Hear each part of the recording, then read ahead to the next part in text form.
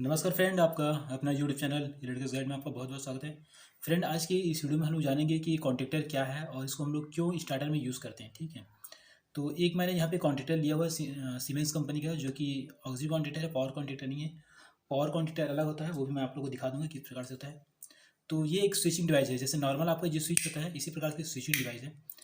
और जैसे कि आपने एमसीबी आपने यूज़ किया है, वो भी एक स्विचिंग डिवाइस है। तो कॉन्ट्रैक्टर भी एमसीबी और जो नॉर्मल स्विच हम लोग जो घर में यूज़ करते हैं उसी प्रकार से नॉर्मल स्विच ही है। बट इसको अलग क्यों करते हैं, इसके बारे में हम लोग जानेंगे कि आखिर एमसीबी और जो नॉर्मल स्विच है उससे अलग क्यों रखा जाता है, क्यों अलग हम कह सकते हैं इसको। ठीक है, तो इसका रीज़न क्या है, देखिए आपको जो एमसीबी होता है, एमसीबी को हम लोग कैसे ऑपरेट करते हैं, आपको मैनुअली ऑपरेट करते हैं। जहाँ पर भी ये स्विच लगा रहेगा वहाँ पे आपको जाना पड़ेगा और जाके इसको ऑपरेट करना पड़ेगा। बट कॉन्ट्रैक्टर के केस में ऐसा नहीं है। कॉन्ट्रैक्टर के केस में क्या होता है कि इसके अंदर में एक कॉइल होता है, देखिए A1 A2 कॉइल दिखाई दे रहा है। तो इस कॉइल में जब आप सप्लाई देते हो तो वो कॉन्ट्रैक्टर, इसके जो कॉन्टैक्ट है वो क्या होता है, make and close and open होता है। तो जब इसमें सप्लाई देते हैं तो ये कॉन्टैक्ट क्लोज हो जाता है और जब इसको सप्लाई से डिस्कनेक्ट कर देते हैं तो ओपन हो जाता है। तो इस प्रकार से हम लोग एमसीबी को, ये जो नॉर्मल जो स्विच है उसको मैकेनिकली ऑपरेट करते हैं, बट कॉन्ट्रैक्टर को कैसे ऑपरेट करें, हम लोग इलेक्ट्रिकली भी ऑपरेट कर रहे हैं। और यही कारण है कि हम लोग कॉन्ट्रैक्टर को स्टार्टर में हम लोग यूज़ करते हैं। अदरवाइज नॉर्मल स्विच या एमसीबी से भी हम लोग काम चला लेते हैं। ठीक है,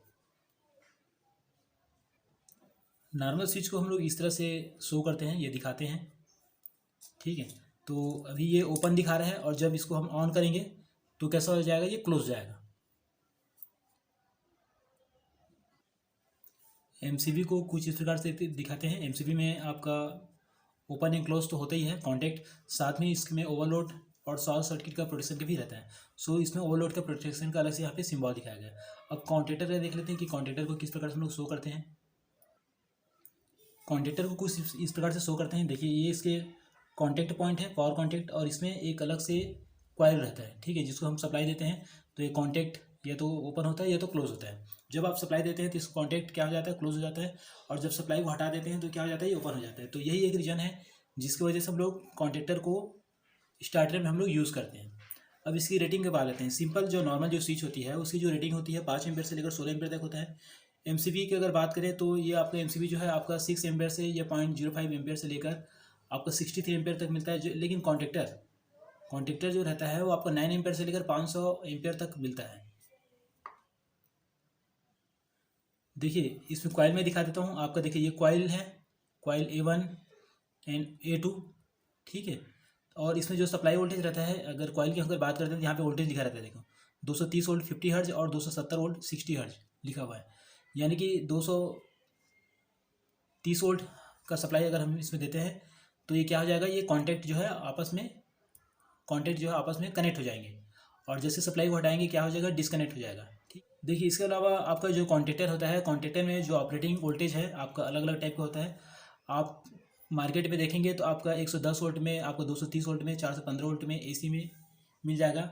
अगर डीसी में देखना चाहेंगे तो 24 वोल्ट है, 110 वोल्ट है, और 220 वोल्ट डीसी में भी आप लोग उपलब्ध होगा। ठीक है, बट एमसीबी में ऐसा नहीं हो रहा है। एमसीबी में क्या रहेगा, ये तो आपको 415 में मिलेगा या सिंगल फेस में मिलेगा, बट आपका कॉन्ट्रैक्टर में क्या रहेगा, हमको अलग अलग रेंज मिल रहा है।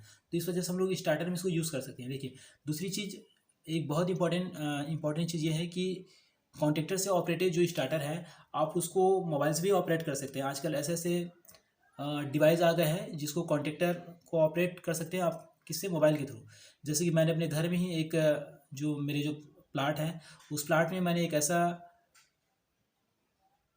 मोबाइल ऑपरेटेड डिवाइस लगाया है जिससे मैं अपने घर से ऑपरेट करता हूँ। मतलब जो वाटर पंप रहता है उसको ऑपरेट करता हूँ, अपने घर से ऑपरेट कर लेता हूँ। ठीक है, और हम लोग प्रैक्टिकली भी मैं यहाँ पे दिखा दूंगा कि किस प्रकार से इसका वायरिंग होता है, किस प्रकार से पावर सप्लाई को हम लोग चालू बंद करते हैं। तो सबसे पहले नॉर्मल स्विच के देख लेते हैं, नॉर्मल स्विच में कैसे सप्लाई चालू होता है। देखिए, नॉर्मल स्विच में कनेक्शन कैसे करते हैं, एक मैं स्विच लेता हूँ। ठीक है, और जो जो हमारा लोड है, लोड का एक जो केबल है किस में आ जाएगा, ये हमारे स्विच में आ जाएगा। और यहाँ पे ये जो सेकंड पॉइंट, इसमें हम लोग क्या देंगे, फेस सप्लाई दे देंगे। तो मैंने यहाँ पे फेस सप्लाई दे दिया और एक मैंने न्यूट्रल डायरेक्ट दे दिया। ठीक है, तो जैसे ही मैं इस स्विच को ऑपरेट करूँगा हमारा जो लोड है, ये जो लैंप है वो जलने लगेगा। तो ये ऐसा कनेक्शन हो जाता है, और इसमें हमको क्या करना पड़ रहा है, डायरेक्ट यहाँ पे आके हमको ऑपरेट करना पड़ रहा है। आप इस जो स्विच है इसको रिमोट से ऑपरेट नहीं कर सकते। ठीक है ना, चलिए नेक्स्ट एमसीबी का देख लेते हैं। तो एमसीबी में देख लेते हैं। तो एमसीबी में क्या करते हैं, देखो फेस वाला सप्लाई मैंने एमसीबी में दिया, स्विच से जो आउट होगा वो कहाँ चला जाएगा, ये हमारे लैम्प के एक पॉइंट में चला जाएगा, और सेकंड पॉइंट जो न्यूट्रल है वो डायरेक्ट कैसे हो जाएगा, वो सेकंड जो न्यूट्रल है वो डायरेक्ट हम लोग कनेक्ट कर देते हैं, ठीक है। अब जैसे मैं स्विच को ऑपरेट करूँगा तो ये हमारा लोड जो है ऑन हो जाएगा। बट क्या हो रहा है, एमसीबी के कंडीशन में भी मुझे क्या करना पड़ रहा है, इस जो इक्विपमेंट है या जो एमसीबी है यहाँ पे आके मुझे ऑपरेट करना पड़ रहा है। अब कॉन्ट्रैक्टर के केस में देखते हैं। कॉन्ट्रैक्टर के केस में आपको कॉन्ट्रैक्टर के पास जाना नहीं पड़ेगा। अब कॉन्ट्रैक्टर के केस में देखते हैं। कॉन्ट्रैक्टर के केस में आपको कॉन्ट्रैक्टर के पास जाके जाना नहीं पड़ेगा, आप पहले ही इसको ऑपरेट कर सकते हैं, उससे दूर से ऑपरेट कर सकते हैं। तो चलिए वो भी देख लेते हैं। अब कॉन्ट्रैक्टर के केस में देख लेते हैं। कॉन्ट्रैक्टर के केस में मैंने वायरिंग कर लिया है और यहाँ पे मैंने 2 एक्सटर्नल पुश बटन लगाया है, ठीक है। अब कॉन्ट्रैक्टर को मेरे को छूने की जरूरत नहीं है, आप इस पुश बटन के द्वारा इस लोड को ऑपरेट कर सकते हैं। देखिए स्टार्ट में कर रहा हूँ, देखिए कॉन्ट्रैक्टर ऑपरेट हो गया। अब इस पुश बटन को आप जहाँ चाहें वहाँ लगा सकते हैं। और इसके अलावा मैं पहले ही बताया हूँ कि रिमोट से भी ऑपरेट होता है, मतलब आप चाहे तो मोबाइल से या पीएलसी से ऑपरेट करने के लिए इसके अलग से कंट्रोलर लगाना पड़ता है, उसके द्वारा आप कॉन्ट्रैक्टर को बिना पास आए मैकेनिकली इलेक्ट्रिकली इसको ऑपरेट कर सकते हैं। तो यही डिफरेंस इसमें मेन इंपॉर्टेंट है और यही वजह है जिसकी वजह से हम लोग कॉन्ट्रैक्टर को यूज़ करते हैं स्टार्टर में, ठीक है। तो दोस्तों अगर ये जानकारी अच्छा लगा तो प्लीज़ इस वीडियो को लाइक जरूर कीजिए, साथ ही साथ मेरे चैनल इलेक्ट्रिकल गाइड को सब्सक्राइब कर बेल आइकन को जरूर प्रेस कर दीजिए ताकि इसी प्रकार के वीडियो को नोटिफिकेशन आपको मिल सके। और इससे रिलेटेड अगर आपको कुछ क्वेरीज है तो प्लीज़ नीचे कमेंट बॉक्स में कमेंट कीजिए ताकि मैं उस पर वीडियो बना सकूँ। इस वीडियो को देखने के लिए आप लोगों को बहुत बहुत धन्यवाद। Thank for watching this video.